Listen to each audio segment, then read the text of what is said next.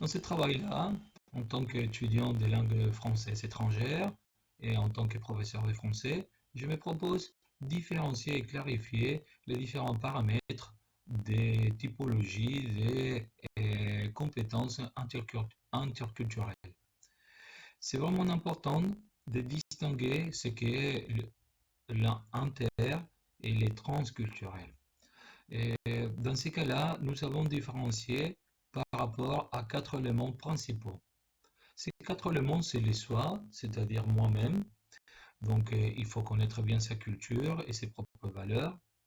Ben, les autres, pour valider les perceptions et différencier surtout des euh, représentations, n'est-ce pas, qui sont plus ancrées dans un monde de quelque chose qui est immuable, c'est-à-dire qui ne bouge pas. Par contre, la perception, on peut le changer facilement. Et surtout à propos de la culture de l'autre et de ses coutumes. Hein, et, c'est vrai, par exemple, ce ne sont pas les mêmes coutumes qu'il y a un Argentin et franco-parlant qu'il y a un Canadien franco-parlant, n'est-ce pas? Ou un Sénégalais ou un Ivoirien, n'est-ce pas? Et bien sûr, d'un Français. Et surtout aussi, bien nous proposer quelles sont ces relations, n'est-ce pas, lorsque nous agissons et surtout interagissons avec l'autre, et comment nous nous permettrons d'interagir et c'est et s'en donner aux autres et interagir avec nous-mêmes, n'est-ce pas? Et surtout, les quatrièmes, très importants, et plutôt les quatrièmes éléments les plus difficiles à, à gérer, c'est comment interagir entre les possibles conflits ou des conflits déjà euh, posés sur une situation déterminée, n'est-ce pas? Et dans ces contextes interculturels. Et après, voilà, donc après avoir vu ces quatre éléments, nous pourrons aussi typifier, typologiser euh, différents paramètres pour différencier ces compétences, n'est-ce pas? Mais surtout, il faut intégrer une responsabilité partagée. Non, donc, pardon, dans l'écoute et l'empathie sont très importants pour bien comprendre l'autre et nous faire comprendre. Et il faut avoir bien conscience qu'il y a des filtres et des préjugés qu'il faut être vraiment divisé à l'intérieur de nous-mêmes pour pouvoir le clarifier, n'est-ce pas? Et là, on retombe encore sur la perception et les représentations. Et afin de pouvoir avoir un comportement d'intégration des autres, bien sûr, et accepter les différences dans différents cadres, et soit sur l'éducation, soit sur le travail, ou sur les relations, n'est-ce pas?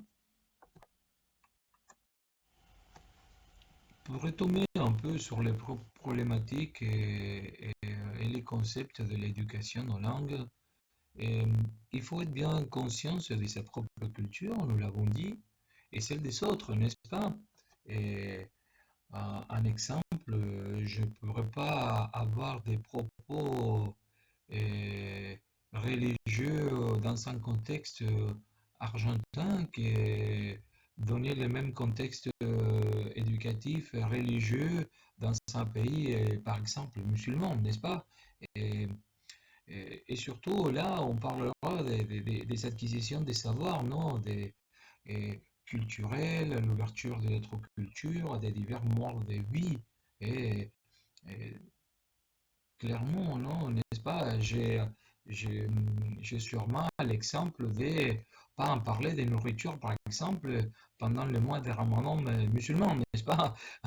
Et là, c'est intéressant, n'est-ce pas, de justement de se mettre dans la peau de l'autre, n'est-ce pas? Et là, on commence à en parler de ce que nous avons dit sur l'interculturel.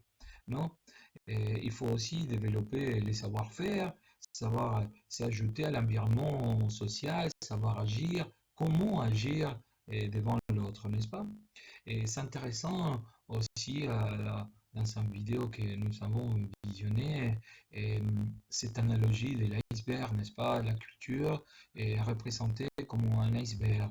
Et ce qu'on voit, c'est seulement la pointe de l'iceberg, et ça, c'est la culture la plus facile d'interpréter, n'est-ce pas? Et c'est surtout celle des perceptions que nous avons dit, sa culture de la connaissance et objective, des concepts objectifs qui sont faciles d'échanger, de permuter, d'échanger, n'est-ce pas? Mais par contre, si on continue avec l'analogie de l'iceberg, cette partie qui est au-dessous de l'eau, celle qu'on ne voit pas, celle qui ne touche pas même, et c'est la plus difficile à, à modifier. Pourquoi? Parce qu'elle est ancrée, elle est très interne à nous-mêmes, n'est-ce pas?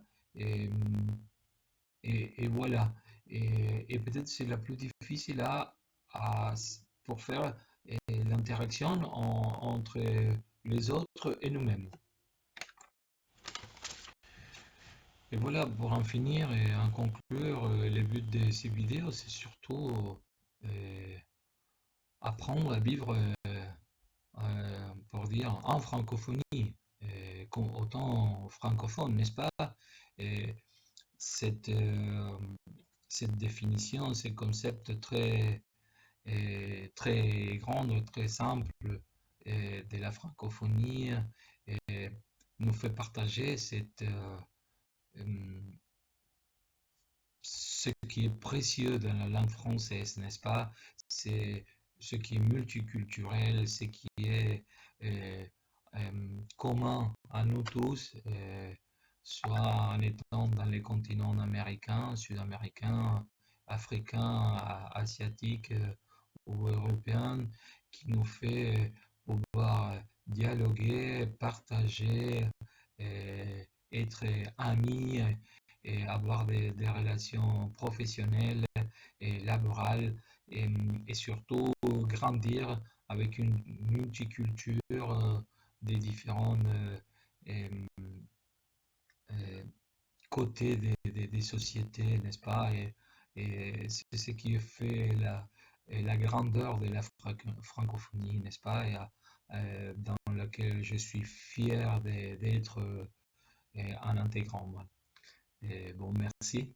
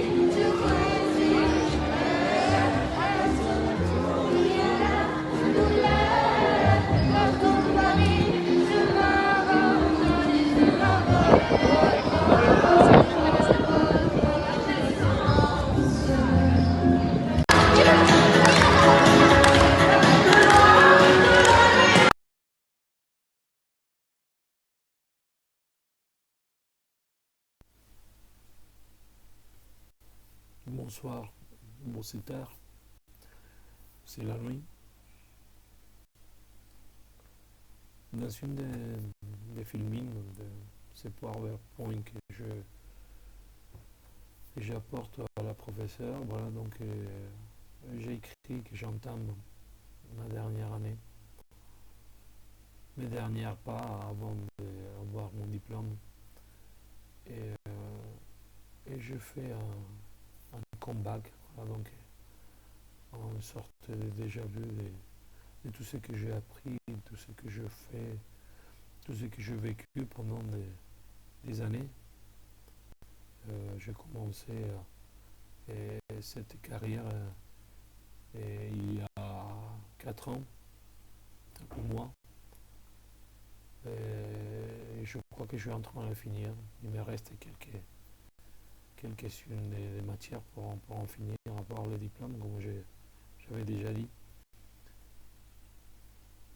Et je me suis dit, voilà, donc qu'est-ce que je dois raconter? Qu'est-ce que je dois apporter à cette présentation de mon parcours pédagogique? Et ce sont des théories, ce sont des connaissances, des compétences que j'ai apprises ou simplement c'est un témoignage. Et je crois que voilà, donc je vais tenter de dire c'est un témoignage. Quel type de témoignage? Voilà, donc c'est un témoignage général, oui, en commençant sur un sujet que j'ai beaucoup, je tiens vraiment à cœur, que c'est surtout de développer les compétences des élèves. Je trouve que notre métier, c'est un métier qui doit constamment évoluer et c'est un métier qui doit euh, continuer à se développer même en exerçant le métier en soi-même. Oui, je pense à, par exemple, ces travaux pratiques sur la solidarité. Qu'est-ce que c'était la solidarité entre collègues, vis-à-vis les élèves, avec nous-mêmes? Et en deuxième année, avec le professeur Ledesma, voilà, donc j'ai appris un verbe qui m'a beaucoup marqué, que c'est le verbe, je dois le dire en espagnol, estudiantar. Oui, je ne trouvais pas une affinité avec le français, ou plutôt un signifiant qui remplace estudiantar, ou bien mieux dit, une traduction précise. Et qu'est-ce que c'est estudiantar? Qu'est-ce que c'est vivre la vie d'un étudiant? Ouais. Je pense que c'est digérer ces processus des connaissances, des savoirs, des assimilations, de tous les données, de tous les savoirs que vous, les professeurs, nous apportez. Et parfois, c'est comme un pêle-mêle des savoirs. Et nous devons le décortiquer, les décodifier et pouvoir les instrumentaliser afin de pouvoir les apporter à nos élèves. J'ai un autre TP qui m'a beaucoup marqué, que c'est le TP de pouvoir motiver les élèves. Oui, on trouve voilà, donc, des élèves démotivés partout. Oui, des élèves qu'on ne sait pas comment le faire bouger, même un peu. Et là, je pense que voilà, donc il faut changer l'optique, il faut changer la vue de comment présenter la matière, de comment présenter la leçon en soi-même, et en lui donnant les objectifs précis, en donnant voilà, donc une durée une durée bien déterminée de cette leçon qui va les apporter quoi. Et voilà, et là, c'est vraiment tout le sujet de notre métier. Qu'est-ce qu'on va leur apporter? Qu'est-ce qu'on va les enseigner? Qu'est-ce qu'on va leur apprendre? Et la motivation, je crois que c'est un sujet très délicat qui n'est pas vraiment, comment dire, dépeint pour nos collègues, pour mes collègues en général, pour notre métier. Non, il faut enlever la poussière sur ces sujets un peu tabous. Oui, on a l'impression qu'on a donné toujours le même type de cours. On s'assoit, on ouvre le portable et on passe la leçon, on continue. Tu as compris, tout à l'écrit et la compétence orale. Et les savoir-faire oral. Oui, sont 4 les compétences. Et parfois on oublie 2. Oui. Et le plus intéressant d'une langue, c'est la parler, pas l'écrire tout simplement. Oui, bien sûr. L'écrire, ça devient un français plus soutenu, plus élevé, plus raffiné même. Oui, avec une tendance plutôt littéraire, voilà, donc plutôt vraiment professionnelle. Mais nos élèves, ils ont besoin de s'amuser en parler cette langue. Et qu'est-ce qu'on fait pour ça? Donc, je vois mes collègues, parfois je tombe sur la même erreur, qu'on ne parle pas assez en français avec les élèves. Pourquoi? Parce qu'ils manquent d'habitude. Eux, ils sont tout simplement 1 heure, 2 heures avec nous par semaine. L'unique endroit où ils s'entendent, où ils écoutent le français, c'est où? Avec nous. Et nous, qu'est-ce qu'on fait? On le parle espagnol. Et après, on les essaye de les faire écrire dans une langue qui n'est pas la sienne, oui, dans une langue qu'ils ne connaissent pas du tout, et qui même parfois ne les intéresse pas. Et là, il faut vraiment faire un changement radical de notre vue, de notre vision surtout, de notre schéma qu'il faut parcourir avec eux. Et on a vu aussi les sujets de l'approche actionnelle. Oui, bien sûr, l'approche actionnelle, c'est notre façon de dire, voilà, donc cet comportement, pour dire communautaire de l'apprentissage en général. Oui, et je pense qu'il y a une nouvelle définition de celle que nous avons nommée l'approche communicative. Oui, l'approche actionnelle est dirigée, bien sûr, à tous les publics, mais on reste surtout sur la motivation. Quelle est la motivation? Vraiment leur donner un objectif précis de ce qu'on doit faire de cette matière, FLE, les français et langue étrangère, avec l'élève. Pour faire quoi? Afin de faire quoi? Pour réaliser quoi? À quoi bon va le servir cette FLE, cette matière, dans un monde tellement compétitif? Oui, on perd de vue cette vision.